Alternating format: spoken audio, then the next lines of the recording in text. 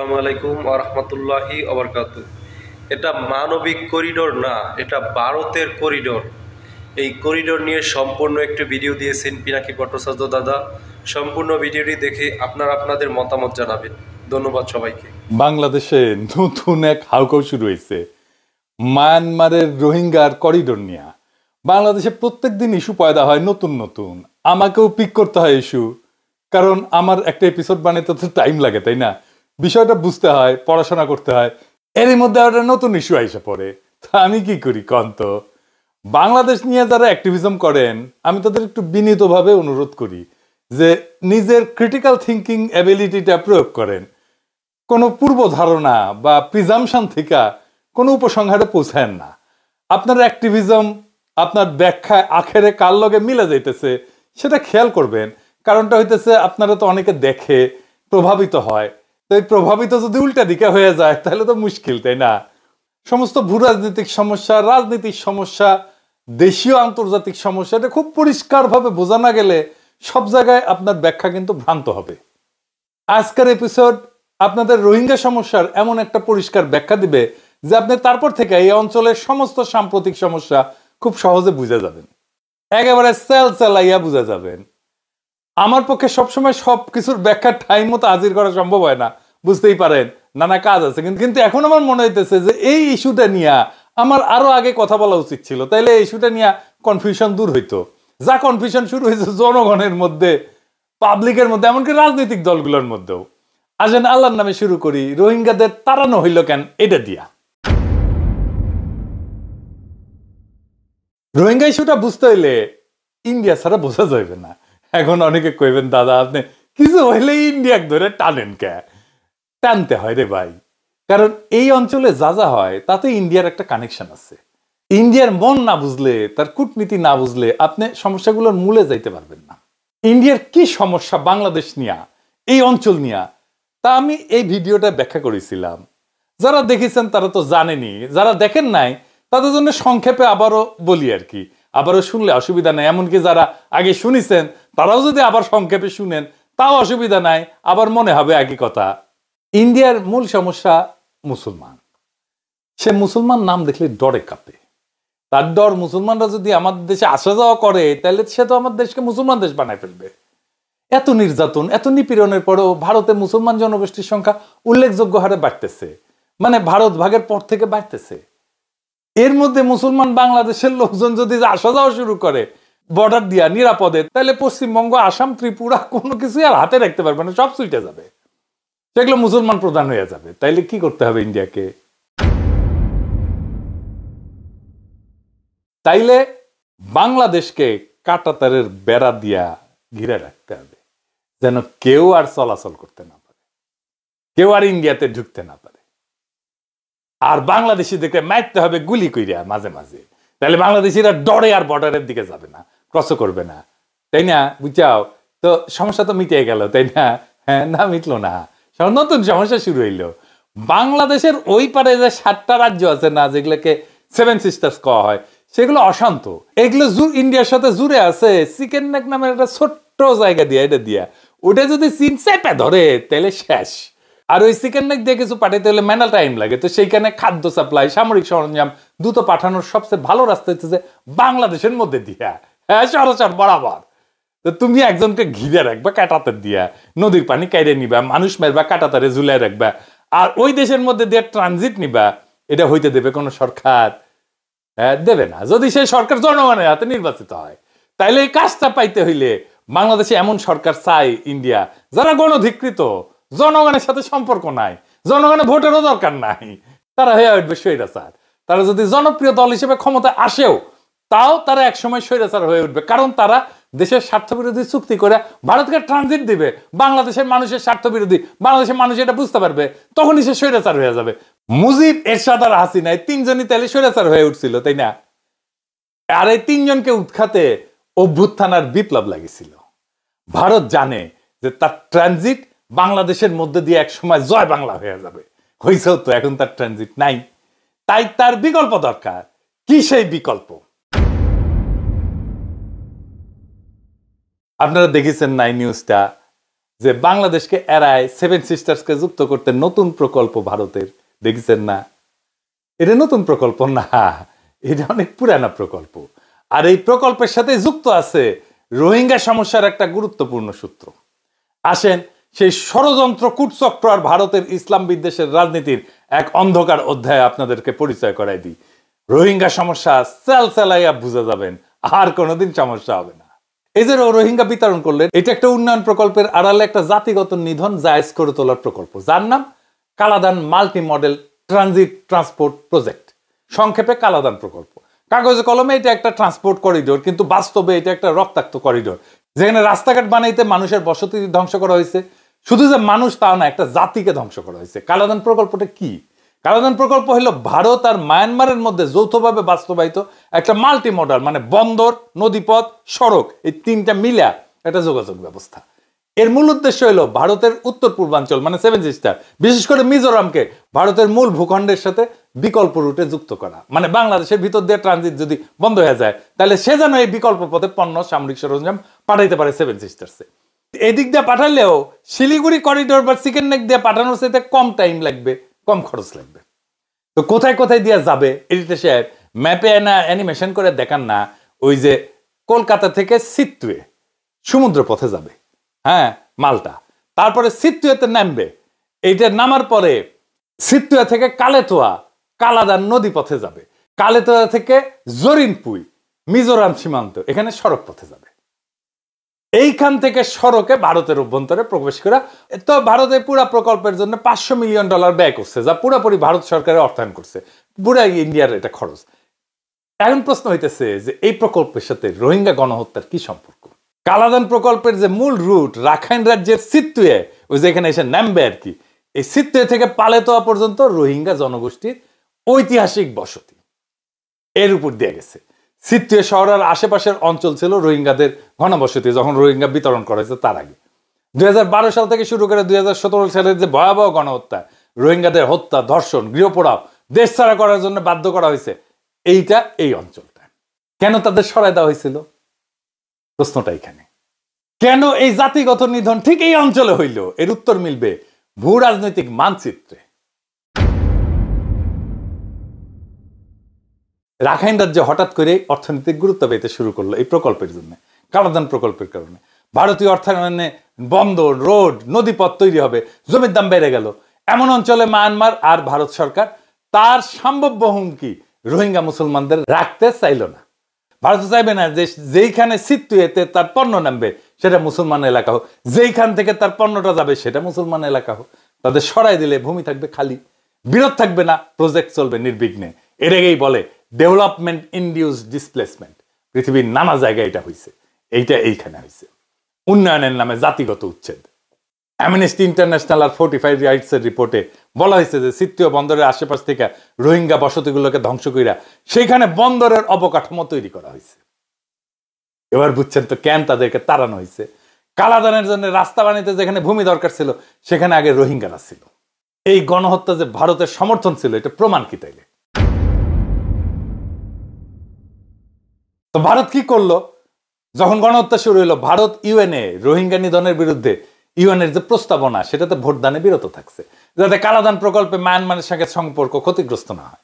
মায়ানমারের জান্তা সরকারের সাথে সম্পর্ক গভীর করছে ভারত। তাদের দৃষ্টিতে উন্নয়ন এবং কৌশলগত লাভ মানবাধিকারের চাইতে বেশি গুরুত্বপূর্ণ। তারা রোহিঙ্গা শরণার্থীদের ভারতে ঢুকতেও দেয়নি। আপনি এই আলাপটা কোথাও দেখবেন না। 2017 সালে কেউ খেয়াল করেনি যোগী আদিত্যনাথ, এই যে যোগী আদিত্যনাথ অগাস্টের 17 সালের অগাস্টের 5 থেকে 7 তারিখ মায়ানমার সফর করছিল। এইটা ছিল উত্তরপ্রদেশের মুখ্যমন্ত্রী হওয়ার পরে তার প্রথম বিদেশ সফর। সেখানে যা বলছে যে the people of two countries were united in mind and spirit by common approach to religion. দুই দেশের জনগণের মন এবং আত্মা ধর্মের প্রতি দৃষ্টিভঙ্গিতে একাত্ম। কি দৃষ্টিভঙ্গি সেটা? দৃষ্টিভঙ্গিটা হইতেছে মুসলমান খেদাও, মুসলমান ঘৃণা, এটাই তাদের ধর্মের প্রতি দৃষ্টিভঙ্গি। ঠিক তার সফরের 3 সপ্তাহ পরে রোহিঙ্গা গণহত্যা শুরু হয়েছিল। আর এই গণহত্যার নৈতিক সমর্থন দিয়েছিল ভারতের বিজেপি সরকার। এইবার যোগী আদিত্যনাথের সফরের সাথে রোহিঙ্গা গণহত্যার যোগসূত্র দেখতে পান। তারপরের কিছু রোহিঙ্গা ইন্ডিয়ায় ঢুকছিল। ভারত ঘোষণা করেছিল যে তারা আশ্রয় নেওয়া সকল মুসলমান রোহিঙ্গাদের তাড়াই দেবে। তাড়াই দেওয়ার কারণ হিসেবে ভারত বলছে যে এরা নাকি ভারতের বিরুদ্ধে ইসলামিক সন্ত্রাসবাদে জড়িয়ে যেতে পারে, তাই তারা ভারত রাষ্ট্রের প্রতি হুমকি তৈরি করতে পারে। কিন্তু ভারতে যারা আশ্রয় নিয়েছিল তাদের শরণার্থীরা কেউ ক্রিমিনাল ছিল না, তাদের কোনো ক্রিমিনাল রেকর্ডও ছিল না, তাদের বিরুদ্ধে কোনো ক্রিমিনাল ইনভেস্টিগেশনও হয়নি, বরং তারা মায়ানমারের রাষ্ট্রীয় সন্ত্রাসের ভিকটিম হইয়া নিজের দেশ থেকে প্রাণটা নিয়ে পালায় গেছিল।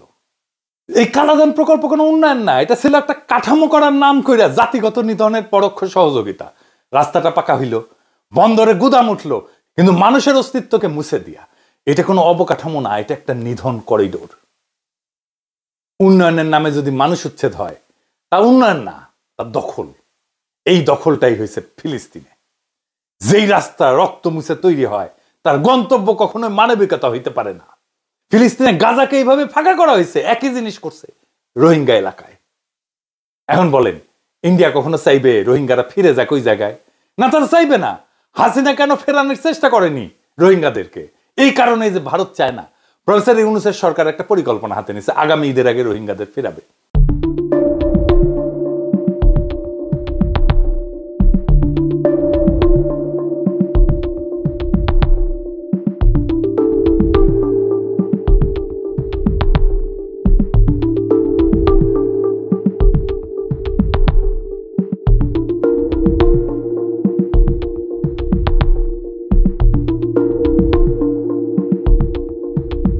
জাতিসংঘের মহাসচিব আসছে, শেষ পর্যন্ত যাইতে পারবে কিনা রোহিঙ্গারা সেটা পরের কথা, কিন্তু আমরা তো সামনে একটা লক্ষ্য নিয়ে আগাই। একটা লক্ষ্য ঠিক করছেন প্রফেসর ইউনূস, রোহিঙ্গারা ফিরে যাক, আমরা তো সবাই চাই। এটা ইন্ডিয়ার পছন্দ হইল না। কি করলো সে ইন্ডিয়ান মাল তহিদ সাহেবকে দিয়া মানবিক করিডোরের আলাপ আনলো। তহিদ সাহেব 111-এর টাইমে ফরেন সেক্রেটারি ছিল। উনি সেই ফরেন সেক্রেটারি যিনি বিডিআর বিদ্রোহের টাইমেও ফরেন সেক্রেটারি ছিলেন। উনারা ইন্ডিয়া কইছিল আর্মি অফিসারদের রক্ষা করার জন্য যদি সেনা অভিযান করে বাংলাদেশ, তাইলে আর্মি ঢুকাই দেবে ইন্ডিয়ান আর্মি। অবিনাশ পালিয়াল তার বইয়ে লিখে গেছে। এই তহিদ সাহেব বিএনপির তালিকা থেকে আসছেন উপদেষ্টা হিসেবে। মানবিক করিডোরের আলাপই হয় নাই। পরদিন প্রফেসর ইউনূসের সরকার পরিষ্কার করেছে, বলে দিছে আলাপই হয় নাই। কিন্তু বিএনপি মানিচ্ছে না, বামেরা মানিচ্ছে না, আওয়ামী লীগ তো মানবেই না। তো তহিদ সাহেবের এই মিথ্যাচার করার জন্য চাকরি চলে যাওয়া উচিত। তো তাও এই কথা কেন কইল? বিএনপি রে, ইন্ডিয়ারে, আওয়ামী লীগ রে, বামপন্থীদের একটা টকিং পয়েন্ট ধরে দেওয়ার জন্য, যেন সে আগুন জ্বালাইতে পারে, যেন চিল্লা পাল্লা করতে পারে। সার্ভিস দিল আর কি। আর আলাপ তুললো জসিম, ওই যে ঢিসুম ঢিসুম জসিম, ওই যে নাকি ওই নাকি মানবিক করিডোরের বিরুদ্ধে জন্য কথা করার জন্য ওর নাকি চাকরি খাইয়া দিছে প্রফেসর ইউনূস সরকার, সৈজবগিরি নাকি খাইয়া দিছে। এই এডিটর সাহেব ওই জসিমের মাইক পিটের না ভিডিও দেখান না। আচ্ছা এডিটর সাহেব, ওই যে ড্যান্সের সিকোয়েন্স আছে না জসিমের, এটা দেখানো যায় না?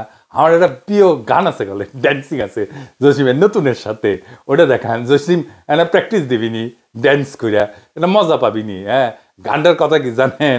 দারুণ লিরিক করে। হ্যাঁ, বাংলাদেশে শেক্সপিয়ার লিখেছে, তুমি কাছে এলে শীতল অঙ্গ গরম হইয়া যায়। শুনেন। তুমি কাছে এলে শীতল অঙ্গ গরম হয়ে যায়, তুমি দূরে গেলে আমার মন করে হায় হায়। এই জসিম পাকিস্তানকে 1971-এর জন্য ক্ষমা চাইতে বলে, পাকিস্তানের কাছে আজগুবি টাকার হিস্সা চায়, যা কিনা আওয়ামী ফ্যাসিস্ট হাসিনার বয়ান ছিল। এই কথা কই আমাদের সাথে পাকিস্তানের সম্পর্ক ভালো করার সুযোগটা হোকা মেরে দিচ্ছে। সে মানবিক করিডোরের বিরোধিতা করবে বাংলাদেশের জন্য।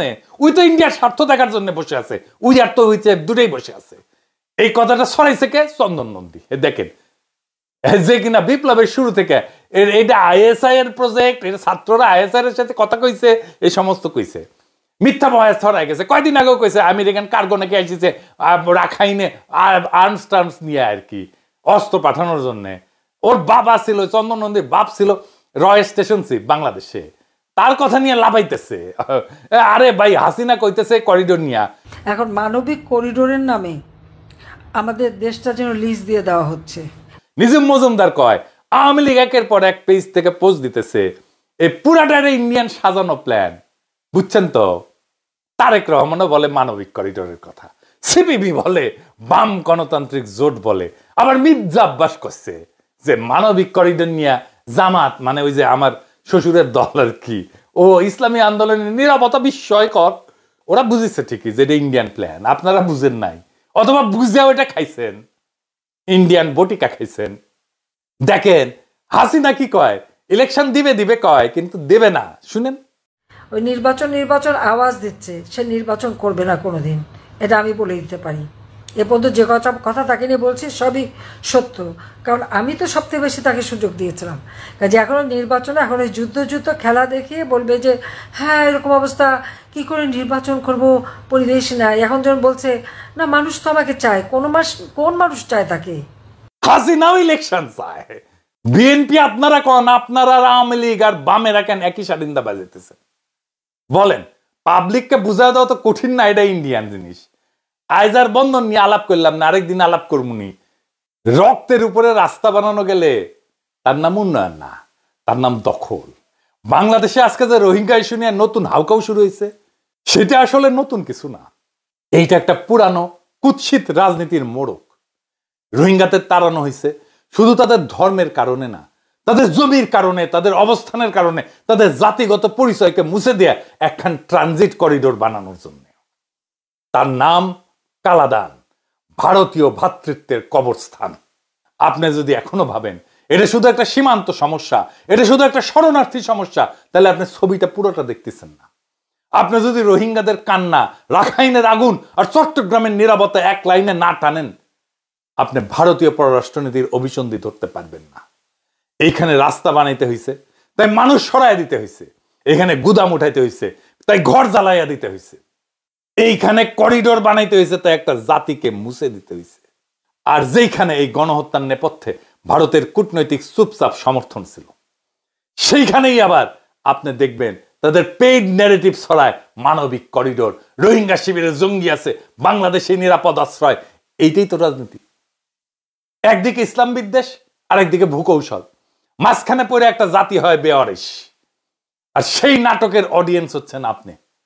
আপনাকে দেখানো হয় হিউম্যান ট্র্যাজেডি, আর লুকানো হয় হিউম্যান ইঞ্জিনিয়ারিং। রোহিঙ্গা তাড়ানোর নাটক, মানবিক করিডোরের গল্প, জসিমের গরম অঙ্গ, সবকিছুর পেছনে একটাই কথা লুকানো আছে, আপনি যেন মূল ইস্যুটা না ধরেন। আজকের ভিডিওতে আমরা সেই পর্দাটা ফাঁস করে দিলাম। এই লড়াই শুধু রোহিঙ্গাদের জন্য না, এই লড়াই বাংলাদেশের ভূখণ্ড রক্ষা করার লড়াই, এই লড়াই বাংলাদেশের রাজনৈতিক সার্বভৌমত্ব রক্ষা করার লড়াই। আপনার অন্ধ সমর্থন ভারতের নির্লক্ষার পেট্রোল, আপনার বিশ্লেষণহীন অ্যাক্টিভিজম আসলে ভারতীয় পরিকল্পনার প্রোপাগান্ডা ডিভিশনে কাজ করা এক প্রকার ভলান্টিয়ারশিপ। সুতরাং কথা বলার আগে ভাবেন, ব্যাখ্যার আগে পড়েন, আর ব্যাখ্যা দিলেই দেখেন আপনার ব্যাখ্যা কার প্ল্যাটফর্মে গিয়া বসে। আমরা ব্যাখ্যা দিছি, এখন শুরু হোক প্রতিরোধ। রক্তের করিডোরের বিরুদ্ধে, নব্য সাম্রাজ্যবাদী উন্নয়নের বিরুদ্ধে, গৃহহীন জাতির পক্ষ নিয়া। এইবার বলেন আপনি কার পাশে দাঁড়াবেন? ভারতের ন্যারেটিভ নাকি এক উদ্বাস্ত জনগোষ্ঠীর স্বদেশে ফিরে যাওয়ার পক্ষে? সিদ্ধান্ত আপনার। ইনকিলাব জিন্দাবাদ।